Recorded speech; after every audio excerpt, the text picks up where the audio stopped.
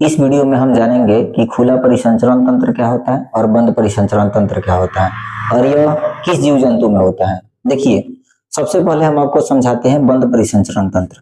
बंद परिसंचरण तंत्र का मतलब होता है कि जैसे कोई जीव जंतु होगा और उसके सभी अंगों तक जो ब्लड है ना, वो ब्लड वेसल्स के सहायता से पहुंचेगा, यानी रक्त नली के सहायता से पहुंचेगा। यहाँ पर वही काय का मतलब होता है नली।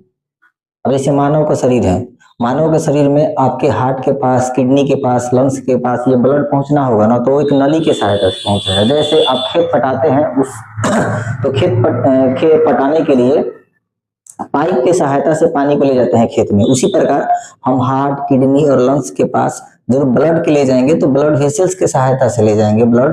तो वैसे परिसंचरण तंत्र को हम लोग बोलेंगे बंद परिसंचरण तंत्र। क्यों? क्योंकि ब्लड जो है ना, वो ब्लड वेसल्स के अंदर बंद है।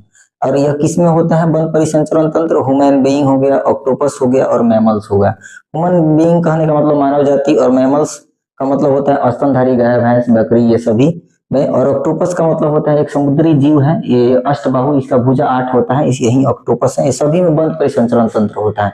इसी का ठीक उल्टा, जैसे खुला परिसंचरण तंत्र का मतलब हो गया कि जिस जीव जंतु में जो ब्लड है ना, वो ब्लड वेसल्स के सहायता से नहीं पहुंचेगा डायरेक्ट। जैसे मान लीजिए आपको अब खेत पटाना है, लेकिन आप बाल्टी में पानी भर के ले गए पटाने के लिए, तो यहाँ पर क्या है, पाइप की सहायता से तो नहीं ले गए, बाल्टी में पानी भरे खुला ले जाकर खेत पटाए। अच्छा, छत धोना है आपको, तो मान लीजिए बाल्टी में पानी भर के ले गए छत धोने के लिए, तो वहां पर तो किसी पाइप की सहायता से नहीं ले गए।